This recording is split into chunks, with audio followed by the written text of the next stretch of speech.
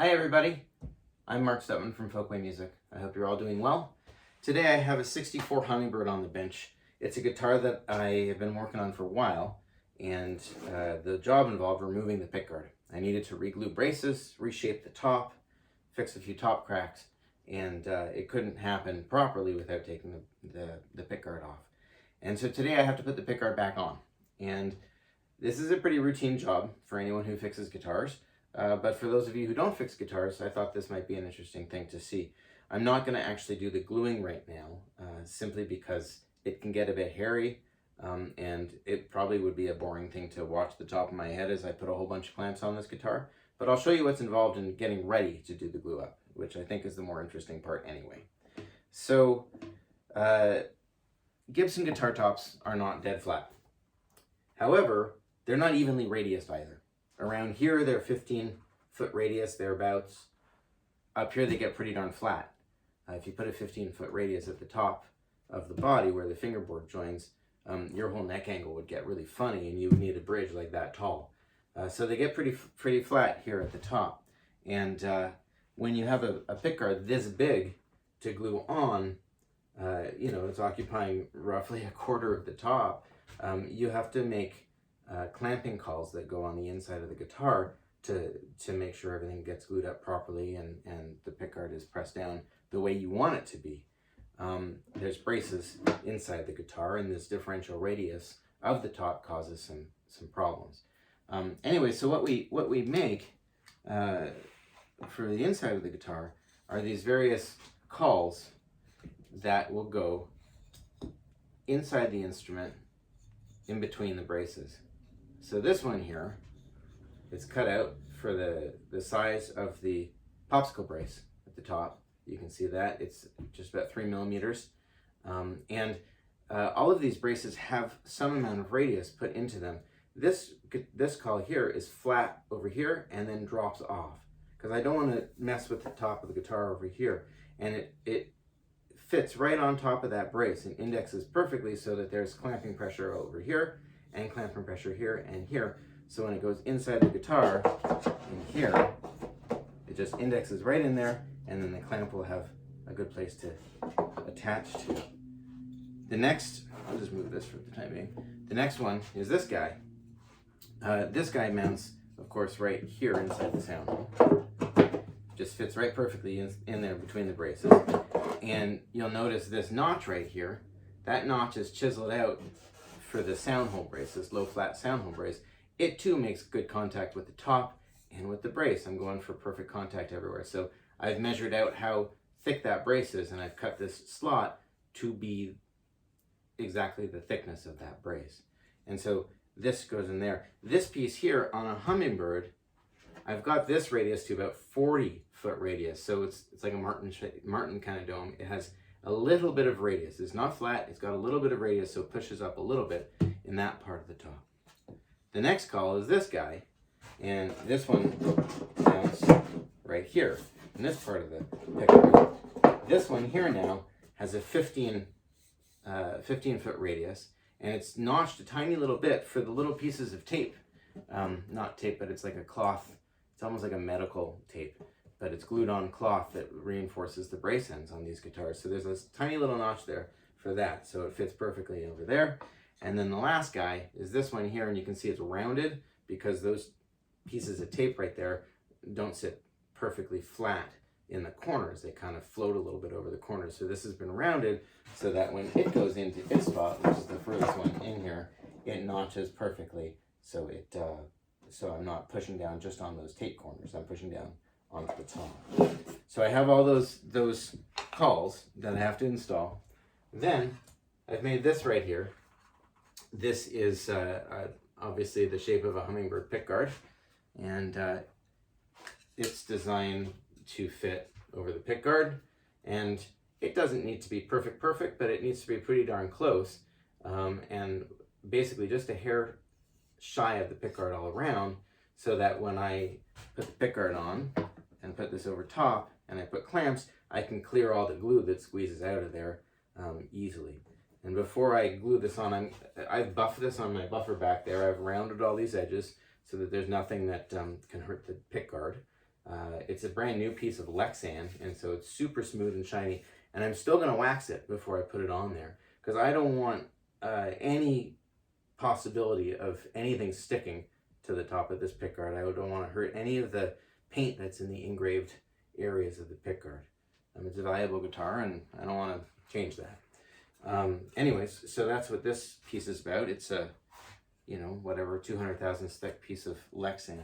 And then I'm going to use a lot of clamps. I've got these Sumac clamps that have sound hole protection on them, and a bunch of old school C clamps right here. You'll notice I'm not holding these over top of the guitar. That's a good thing to do if you're a guitar repair person. You'll do that once and you'll know for the rest of your life not to hold a clamp over top of a guitar. Deeper C clamps as well. And then I have all these. These are some of my favorites. I kind of wish that Sumac or other pieces would sell clamps like this, but they're actually from the violin trade.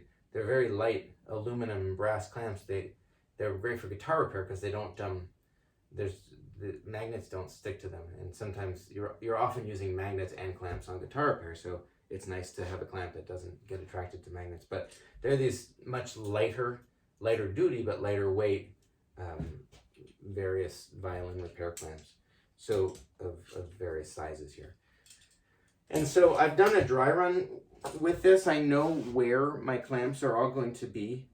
Basically, when you put this many clamps on a pickguard through a sound hole, you better have done a dry run, because you can really get yourself in trouble if you've got all these clamps and then, oh, I can't get that call in because I got all these clamps in the way. My hand takes up most of the sound hole, so I have to make sure that I position the calls before I get all the clamps on. So the order of operations, I basically put glue on the pickguard and put this cover on there, and then I put the first.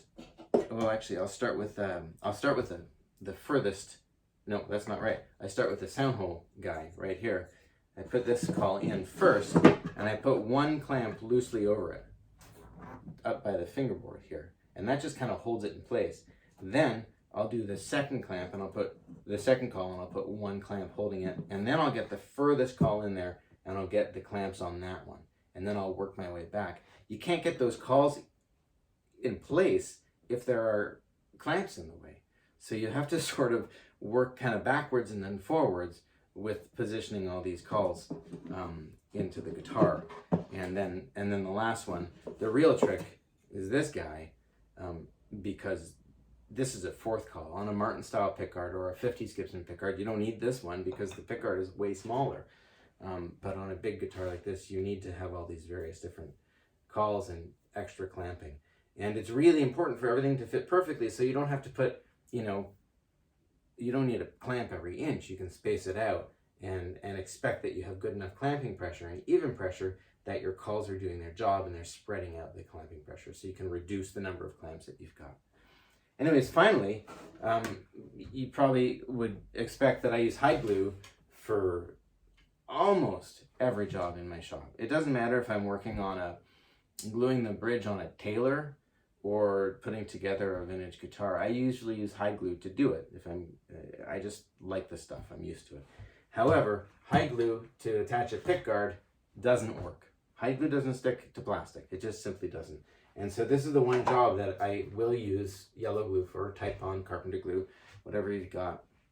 And the nice thing about this stuff, it gives you a little bit more working time than hide glue. Well, a lot more working time. So it allows you don't have to race. You don't have to rush to get everything all clamped up perfectly. You can just kind of put the glue on and then just hold the pickguard in place. So what I'll do is, generally you have to wake up your plastic with a bit of acetone. So I'll carefully rub some acetone on this with a cloth just to wake up the plastic very carefully, because I don't want to get acetone on this side. And once that's done, it'll flash off really quick.